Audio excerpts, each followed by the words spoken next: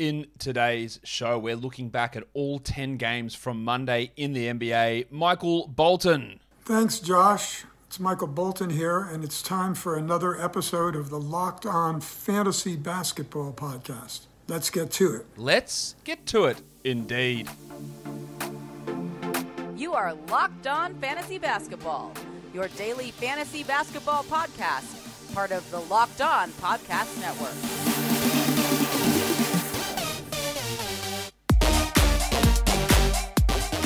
Hello and welcome to the Locked On Fantasy Basketball Podcast, brought to you by Basketball Monster. My name is Josh Lloyd and I am the lead fantasy analyst at basketballmonster.com and at Yahoo Sports Australia.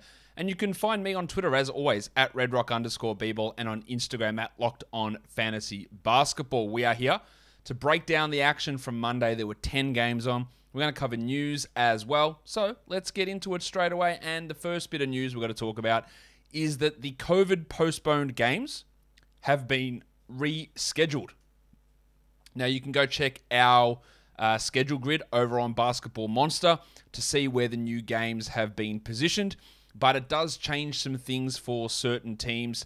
In particular, the Cavs now have a 5-game week in week 23, the second last week of the season, if your league is still playing that long. And that's probably one of the bigger highlights there, but it does change things in terms of fantasy playoff schedules a little bit. Some other games that weren't actually postponed were rescheduled in order to make the rest of the schedule balance. So just make sure you are checking your schedule. But again, it is way too early to be making decisions based on fantasy playoffs anyway. So we've got this adjusted now. That's not to say there won't be other adjustments or other postponements happening. Fingers crossed there isn't. But this is what has happened now. So go and check that out to see where those games have been rescheduled to. Some big names returning. Kyrie looks like he'll return on Wednesday for the Nets on the road against the Pacers. He'll only have one game this week. He's going to be an absolute nightmare to deal with in weekly changes leagues and even in daily changes leagues. His value is going to be so small most weeks because he's sitting out half the games, over half the games in fact. Klay Thompson returning Sunday, it looks like. That hasn't been 100% confirmed, but it looks like it'll be the case. I imagine he'll be pretty heavily restricted for a couple of weeks, probably until February would be my guess. The start of February into January, and he'll most likely, almost definitely sit out back-to-backs for the rest of the season. I do not believe that Klay Thompson is a must-roster player. Sure, grab him. We all love Klay. We all want him back. It's going to be awesome to have him back playing. I can't wait to see him play next Sunday. But I don't think he's going to be a consistently good enough fantasy producer to be a must-roster player. Javonte Green is out 2 to 4 weeks.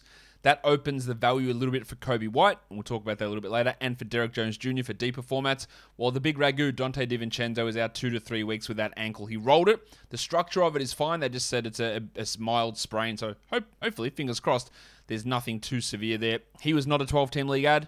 He's obviously now, if you did add him, a 12-team league drop. It does boost the value a little bit of Grayson Allen and Pat Connaughton, but they're not must-roster guys. They're more 14-team than 12-team league players.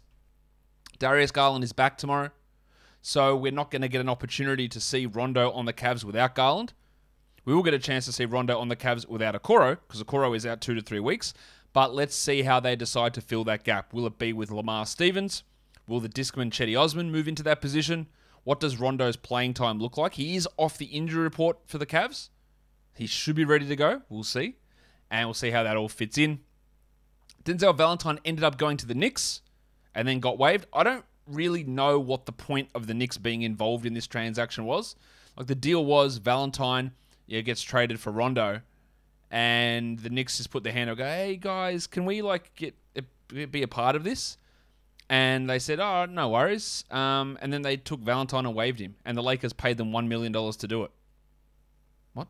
Why? What was the point? They exchanged the draft rights for players who were never going to play? I honestly, unless I missed something, I don't understand it. Anyway, Valentine's waived and he's a free agent and he's not going to matter anywhere.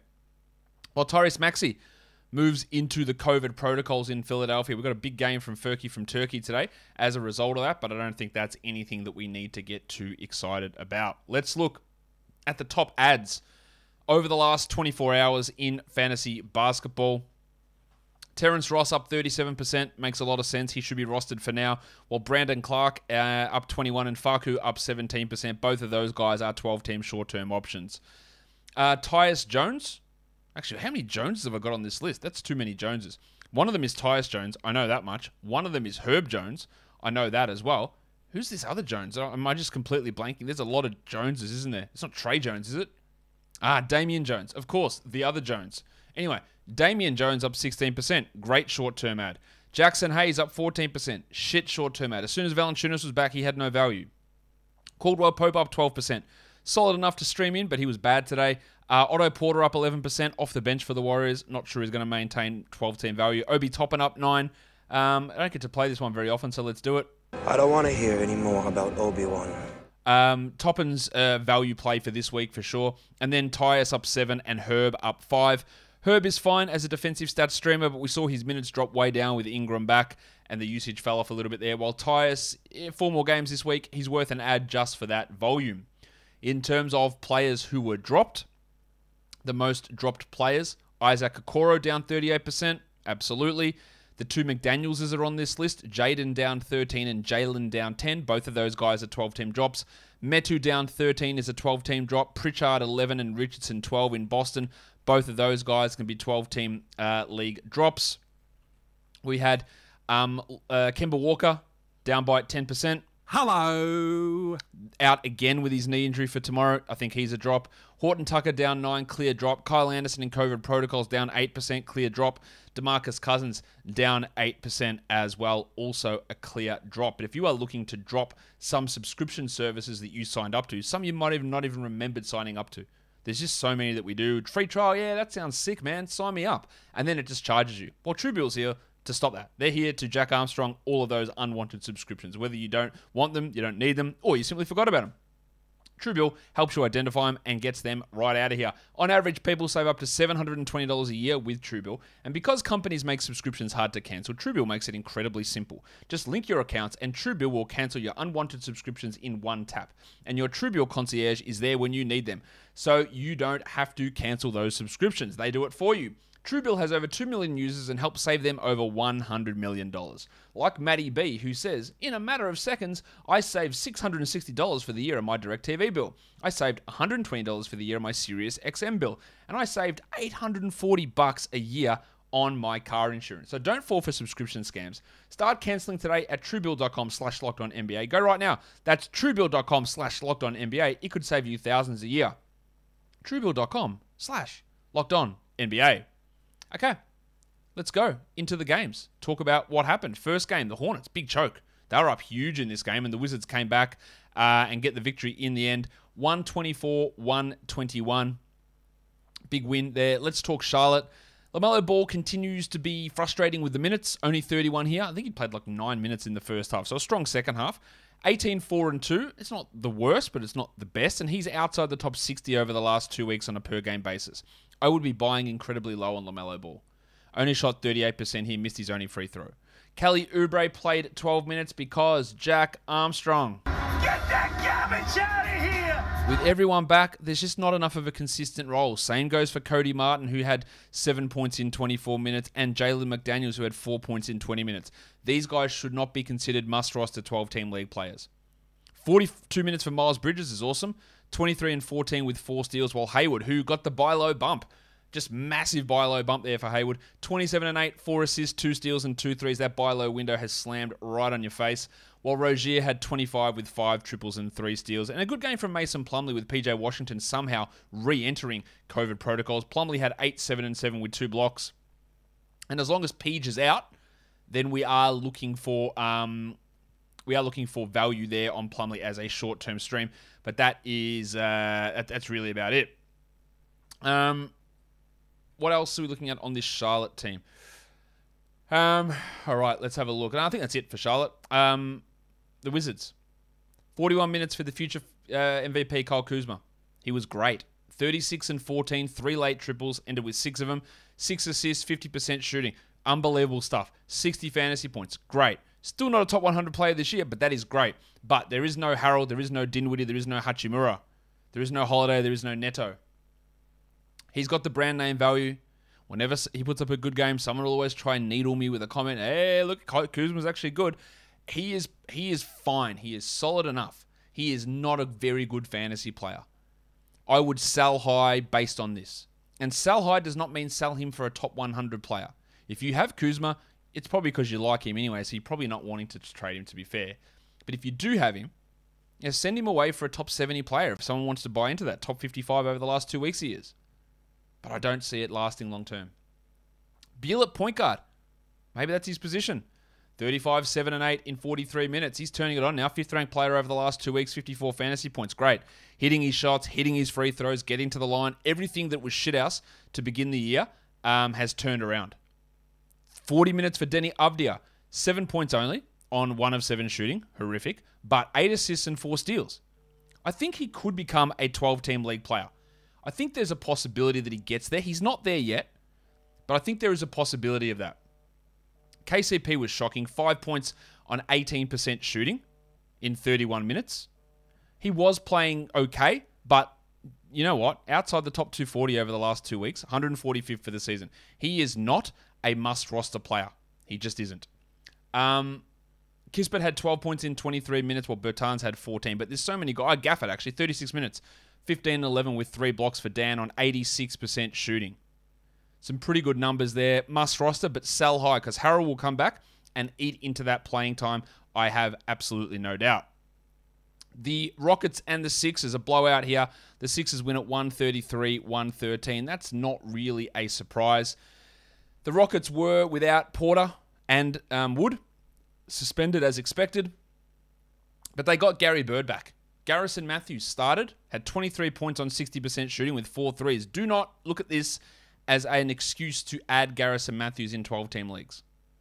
This was a good game. It was unsustainable shooting. He will not get this usage every game. Good game. Don't buy into it. Joshie Christopher had 13, 2, and 4 with 3 steals. Good game for him, but not quite ready to be a 12-teamer. While KJ Martin had 11 and 8. Still like what he's doing. Still not enough playing time to be a 12-teamer. Jalen Green, first bad game since returning from injury. 12 points on 25% with no other peripherals. He'd been really good prior to that, and we still got to hold on to him in 12-team leagues with how he'd been playing. Well, Tice had 7 points on 23% shooting. At least he grabbed the 9 boards with a block, but yeah, he's going to go back out of the rotation really soon. The Wild Thing had 14, 3, and 5. That's Jay Sean Tate with a steal and 2 blocks. Good numbers across the board.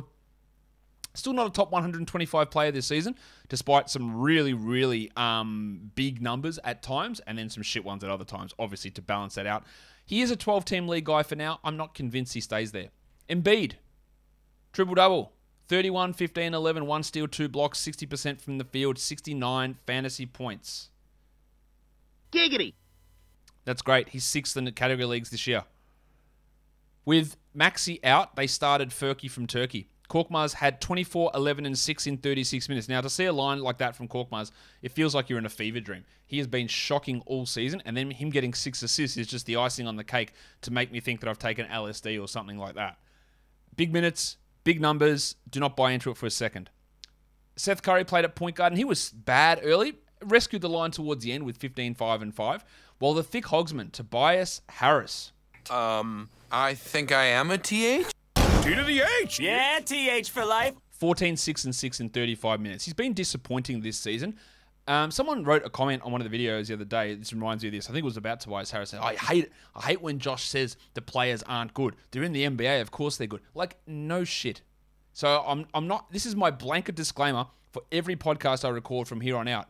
If I say not good, the translation in your head should be, this player is not good based on good players in the NBA standard. They are not a good level starter quality NBA player. That is what I mean. Yes, they will destroy any other basketball player in the world. No problem. Good is not relative to the population of 7 billion. It's relative to the top 150 players in the NBA. That is what we're talking about. That is why I say it. And it's a long bloody spiel to say every time I say someone's not good. Well, of course, in the NBA, they're very good players, but in relativity to everybody else playing, they are not good. No. I thought we knew what we were talking about, but there you go. There's your disclaimer. That is what I mean when I say they're not good. Danny Green, 6 points in 23 minutes with 2 threes. He was back starting with the painter Matisse Thybulle out. Yeah, look, he's only just a deeper league sort of guy. Well, the big avocado had 8 and 7. Andre Drummond in 17 minutes. Interesting for Isaiah Joe. 18 points with 5 triples in 21 minutes. With Maxey out, there is maybe some deep league streaming value there for Joey. Good numbers. I like him. Just got to be a little bit more consistent. The Grizzlies, well, they were well up here on the Nets, smashed them, in fact, and then the Nets came back with their bench unit. In the end, it was a 14-point victory, 118-104 for Memphis. Des Bane, 37 minutes, 29 points, 5 triples, 8 rebounds, 2 steals. The sell high window is absolutely just smashed open. It is so wide open that you have to look at it. I know, Josh, he's really good. He's a really good shooter. He's going to be able to maintain it. Half of that statement, I agree. He is really good. He is a really good shooter. He played 37 minutes and took 23 shots, more than Ja Morant. It's just not going to happen. I'm sorry. It just has no... If Desmond Bane averages 20 shots a game from here on out, I don't know. I'll bare my ass on this podcast. I don't know what I'll do. I'll do something because it's just... We can say that he's good and we can love it and we can get swept up in the moment of it, but you've got to be realistic when considering the players that have to return. Like, he was sharing the court with Killian Tilly, not Dylan Brooks. Big difference. Morant was great also. 36, 6, and 8 on 64%. Unfortunately, just 6 of 10 from the line, but good numbers there. While they did start Tilly in that small forward spot that had previously been Brooks's and then was Conchar's and then was Anderson's. And now it's Tilly. He only played 16 minutes and had 2 steals and a block and missed all 6 of his shots. Maybe if he had hit some shots, he would have played more minutes. Instead, it was Jarrett Culver, who played 30 minutes and had 12 points with 3 steals. Good to see Culver doing at least something, considering how bad he has been in the 3 years in his league relative to other NBA players. But I wouldn't really, there's 4 games left this week. Maybe Culver streams in, but I wouldn't be looking at him as a 12-team league option at this stage. It was a bad game from Jaren Jackson, 5 points on 17% shooting. He blocked 3 shots and had 1 steal. Buy low. Look, that people get frustrated with Jackson a lot. He has had lots of struggles this year, integrating playing alongside Ja Morant, so that's worth noting, but he is better than this. For the Nets, they were without LaMarcus Aldridge with a sore foot. So Claxton started again, had 11 and 3 with 2 steals and a block. I am still holding Claxton, but I'm a little worried about what they're going to do to his minutes.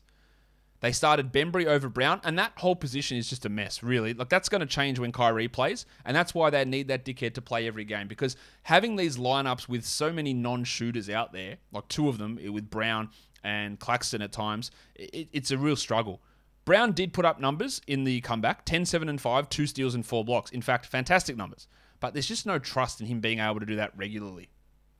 Jimmy Harden, I thought was pretty poor in this game. 19, 4, and 8 with a steal and a block. Well, Durant wasn't at his best either, but still racked up numbers. 26 points, 6 assists, 3 steals, 3 blocks, but shot just 33%. And it was just a weird game from the starters. Patty Mills was, honestly, that's one of the worst. That's Tony Snell looks at that and goes, "You're terrible."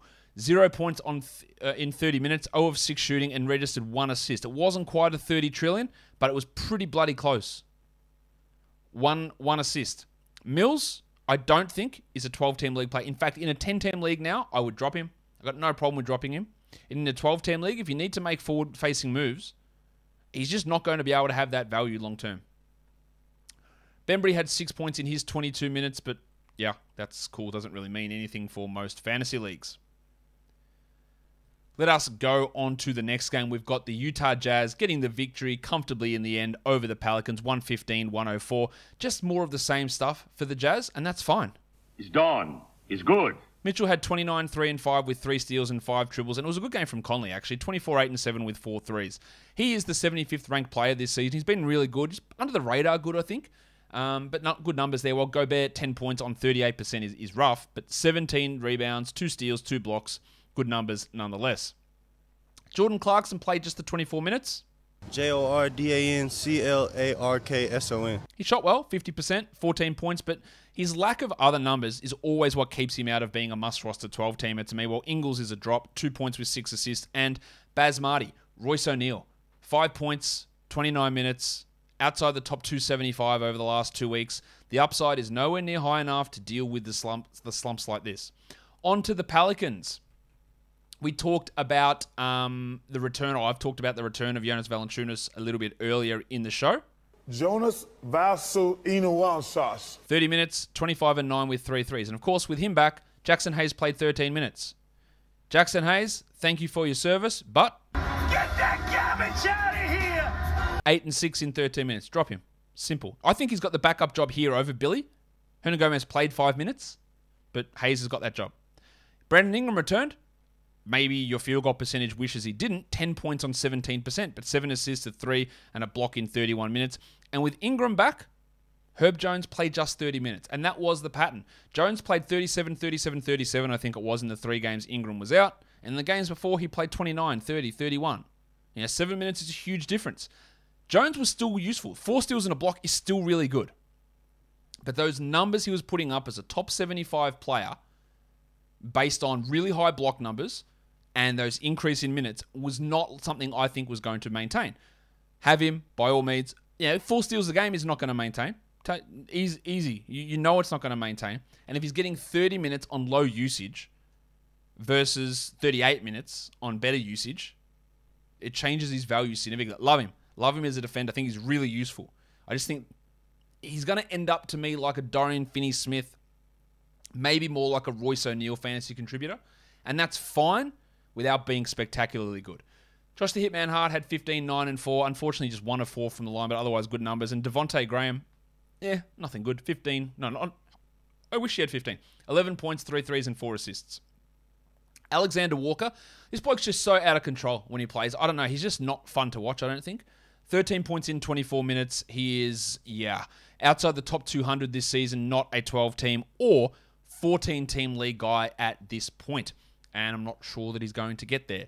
On to the next one. The Detroit Pistons, on the road, get the win against the Bucks. Holy shit. 115-106. They welcomed back Josh Jackson, Trey Lyles, Cade Cunningham, Saban Lee, Killian Hayes, all back.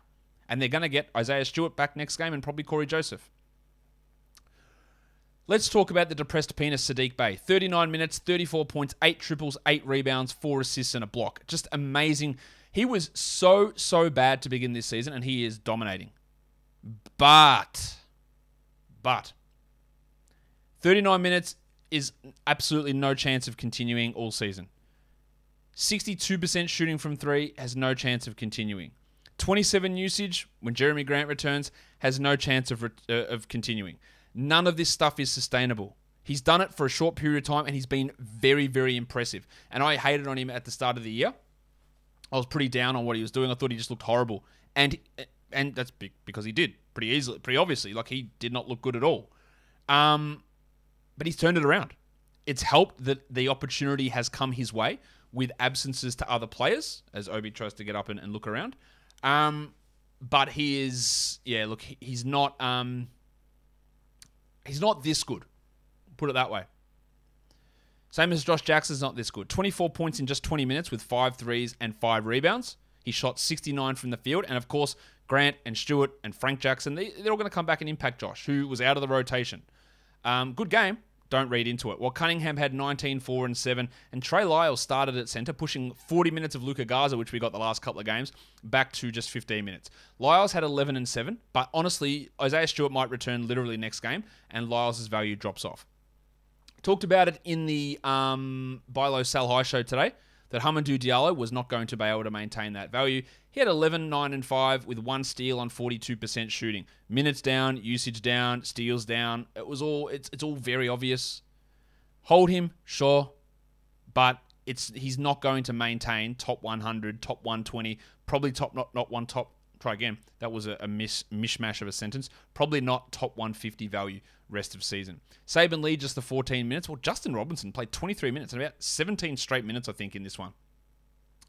5 points in 23 minutes for Juzza.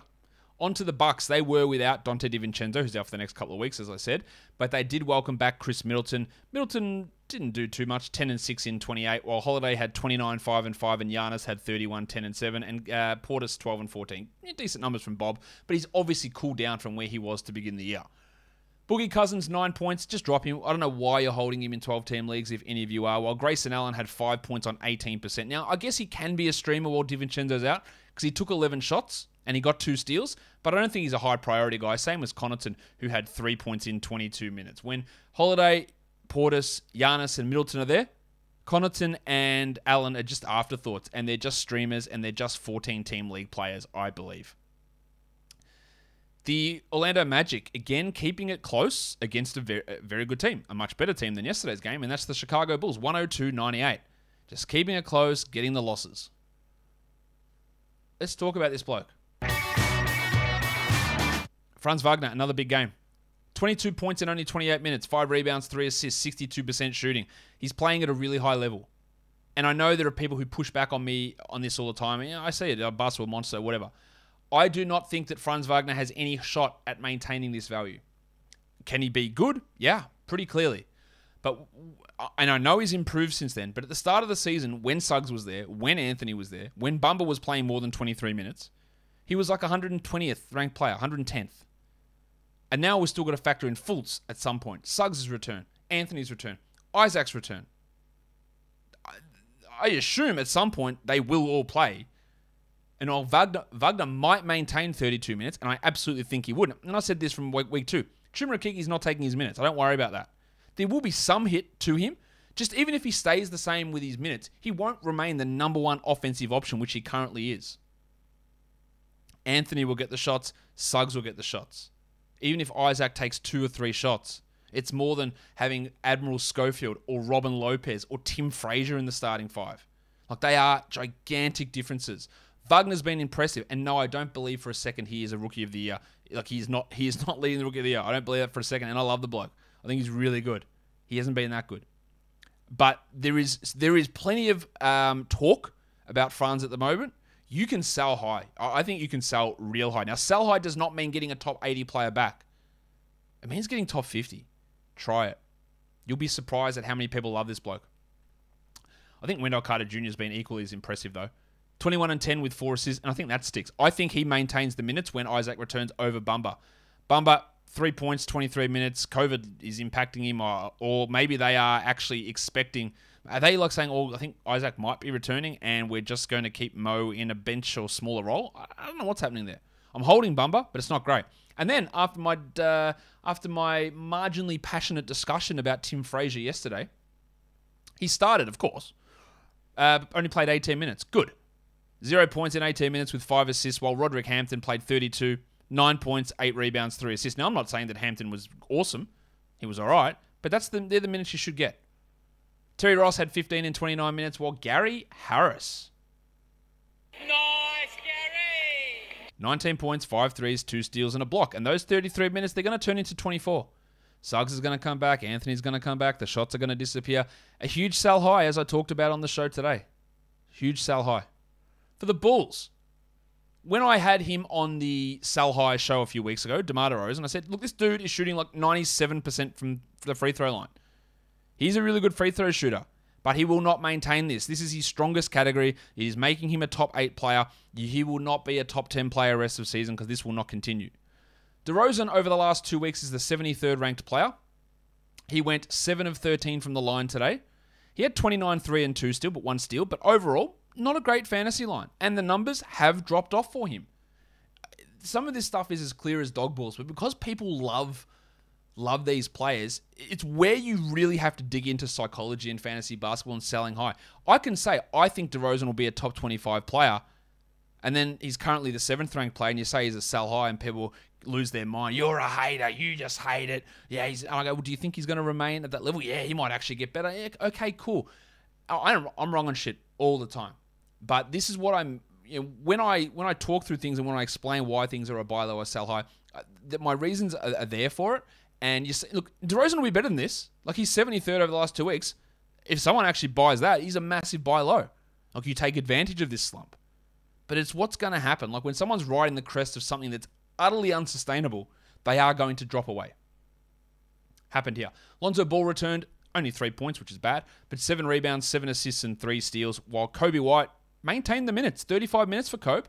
17 points, not much else. Now, it does help that Javonte Green was out and Alex Caruso was out. So when Caruso comes back, I fear that White's value is going to dip off a little bit. Zach LaVine, 27, 3 rebounds, 0 assists is pretty rough. But otherwise, good numbers there from Zach. Who do you think ranks higher this season for the Bulls, LaVine or DeRozan? The answer is LaVine. 16th versus DeRozan's 23rd. Troy Brown was also pretty good here. 8 rebounds, 4 assists, 2 steals, and a block with 3 points in this 20 minutes. But again, he is being helped out by the absence of Green and the absence of Alex Caruso. Next game, the Denver Nuggets lose to the Mavericks 89-103. Big Chungus Nikola Jokic. Big Chungus, big Chungus, big Chungus, big 27 and 16, only the 3 assists, but good percentages. He maintains his grip at number 1, but he is 12th over the last 2 weeks. 54 fantasy points, while Farton Will Barton had 12, 4 and 6, and Faku had 8, 5 and 5. And while Monty Morris is out, Faku is a 12-team league player. Aaron Gordon got a bit of the buy low bump, 15 and 7 on 78% shooting. Had 2 steals, allegedly was on a minutes restriction despite playing 33. And then Austin Rivers hurt his thumb, only the 19 minutes. That meant that we got more minutes for Davon Reed, who had 2 points in 26. And the big stiffy, Bones Highland, returned, played 25 minutes, and Popeye Jones said, yeah, I thought he knew more of the playbook than he did. Like, what? Okay, cool. Yeah, that's not great, is it? Highland can be left on the waiver wire in most spots. Got a lot of blowout minutes here. Carlick Jones and Bowl and Corneli and Rajon Tucker. For the Mavericks, Doncic I thought was, that's some pretty good numbers. 21, 8 and 15 with 4 steals. Unfortunately shot poorly, but good numbers over the totality there. While Kristaps Porzingis. COVID protocols for him now. So that means Maxi Kleber started. 31 minutes, 10 points, and he had a Richie Beno. 2 for 2. This is why I like Maxi Kleber as a fantasy player, because he has Richie Beno potential. And now, with Porzingis out, it'll be a rough ride, and he'll probably do some shit games. He's had some shit ones this season. I think he's worth grabbing. Finney Smith had foul trouble. That kept him to 18 minutes, just to 10 points, while Brunson started once more. 34 minutes, 13 points, 4 assists, 2 steals. Hold Brunson. Don't think you need to hold Tim Hardaway as tightly. 6 points in 22 minutes, while Bullock had 15 with 4 threes in 29. I think the fact that Brunson's there, Hardaway's on the bench, and Bullock's up and down. Kid wants to play Josh Green more, allegedly. Well, allegedly, he said it. Whether he does it or not, who knows.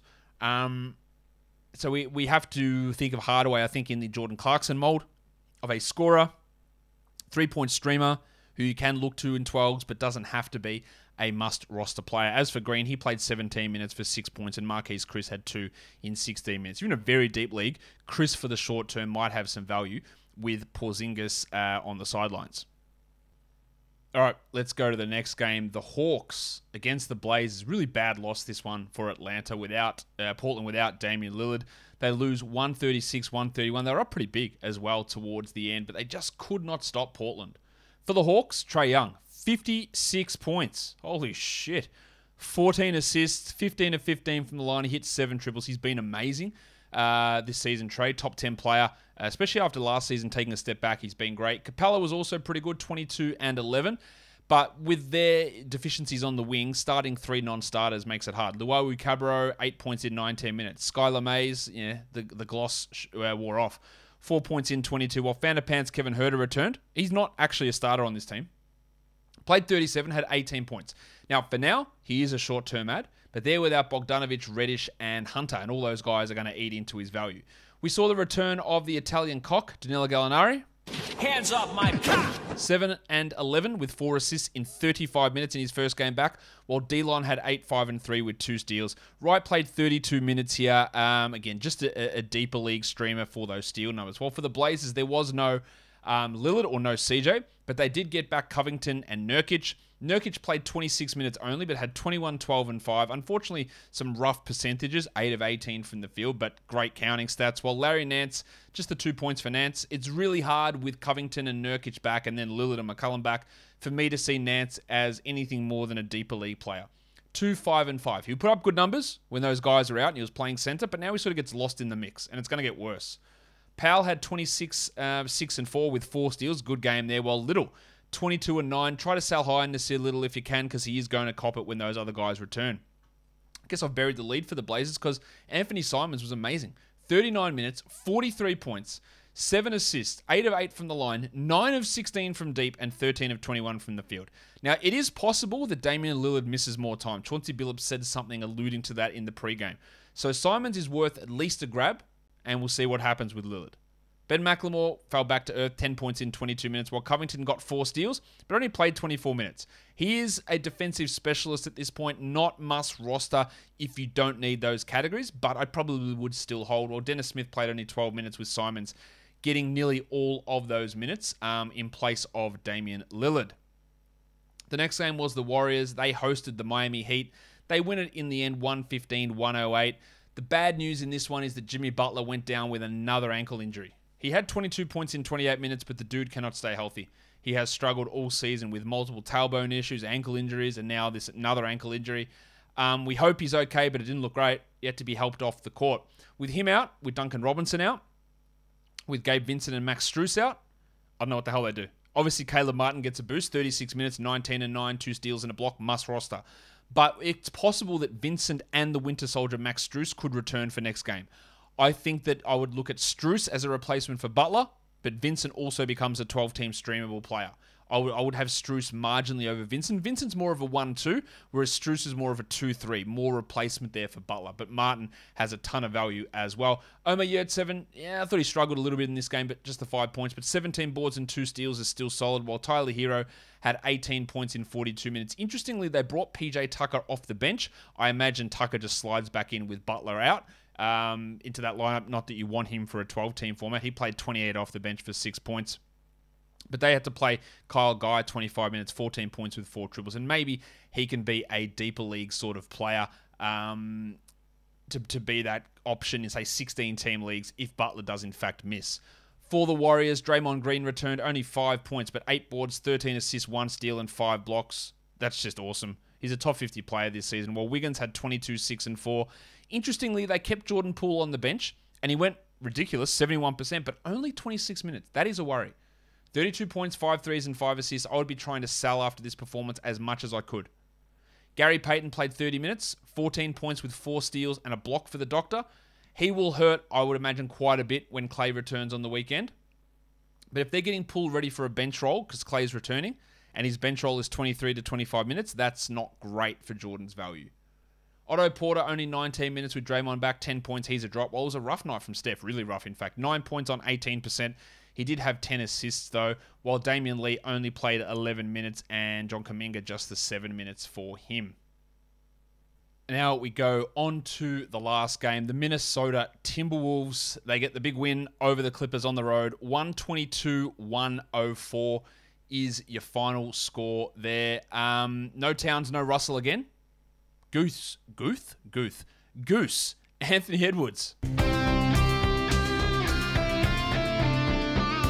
Much more efficient here. He needs to get to the line more, just 1 free throw attempt, but 28 points with 5 triples, while Patrick Beverley had 11, 3, and 12. In just 21 minutes, 2 steals, must roster player. Cannot stress that enough. He didn't have foul trouble, sorry, looking at the wrong thing. Jaden McDaniels had a big night, 18 points with 4 threes, 70% shooting. I don't buy him as a 12-team league guy, while Jared Vanderbilt bar the 9 rebounds and 28. I do buy him. Naz Reid had 13 and 6 with a 1-1, but his value is about to drop because Towns should return next game. While Beasley, you can Jack Armstrong him all the way out of here. Get that garbage out of here! 11 points in 20 minutes. Jalen Noel outplayed him. 28 minutes for Noel, 8, 6, and 6. Noel is playing well, but he's only a very deep league player, while the artist, formerly known as Torian Prince, had 17 points with 2 threes, 2 steals, and a block. Good game. There's nowhere near this level of playing time available to him when Russell and Towns are back, but he's established himself ahead of someone like Josh Okogie, maybe even Malik Beasley. For the Clippers, Serge Ibaka just 20 minutes, but 17 points on perfect shooting. But the fact that they have no centers and he plays just 20 minutes is indicative of where he's going to land moving forward. Xavier M. Moon had 13 points in 26 minutes with 5 steals and a block. Good game from Xavier. Again, this is a 2-way or 10-day hardship guy that I don't think we need to pay too much attention to. But this was just a shit game from the Clippers. Bad from Marcus Morris, 12 points. 1 point from Eric Bledsoe is disgustingly bad. 5 points for Reggie Jackson's equally as bad. Terrence Mann, 7, 1, and 3. Everybody just stunk on the Clippers. So if you have Mann, you hold him. If you have Morris, you hold him. If you added Bledsoe, you hold him. If you've got Jackson, you hold him. We don't read too much into this game. Amir Coffey played 29 minutes for 9 points. But again, just a stinker of a game where the rotation's all upside its own head. It's all over the shop, and I wouldn't read massive amounts into it at this point. Let's look at the lines of the night before we get out of here. The monstrous line of the night is Trae Young with his big 50 and 10 game, or more than 50 and 10. Anfernee Simons is your waiver wire line of the night. At least while Lillard's out, he's got some good value. Your young gun is the depressed penis, Sadiq Bey, absolutely riding high, while the dud of the night is Kentavious Caldwell-Pope. Your top players in 9 category leagues today. Number 1, it is Joel... No, it's not. It's Trae Young. Joel Embiid is number 2. Then Simons, Kuzma, Bey, Don Mitchell, Draymond Green, Nikola Jokic, Brad Beal, and Miles Bridges. Your waiver wire players, the top 10 performances. Simons, yep, 12-team short-termer. Korkmaz, I don't buy it. Bruce Brown, I don't buy it. Deeper league plays. Josh Jackson, I also don't buy it. But Caleb Martin, I do. I would add Caleb Martin over Max Strus, over Gabe Vincent. That would be the order that I'd add those guys with Butler out. Torian Prince was good, but I don't buy that at all. Nasir Little, yeah, okay. Stream him in at least 14-team leagues for now, while Garrison Matthews will lose value next game when Porter returns. Ibaka, no. And Maxi Kleber, some value with Porzingis out. And then, if we look at the top 10 in points leagues, it is Trae Young at number 1, followed by Embiid, Doncic, Bridges, Kuzma, Simons, Durant, Beal, Jokic, and then lastly... Giannis Antetokounmpo. And that will do it for today's show. Don't forget to follow this podcast on Apple Podcasts, Google Podcasts, Stitcher, Spotify, and on the Odyssey app. Hit up the Locked On Bets podcast as well, wherever you find podcasts. And if you are here on YouTube, give me a thumbs up. Leave your comments down below. Guys, we are done here. Thank you so much for listening, everyone. See ya.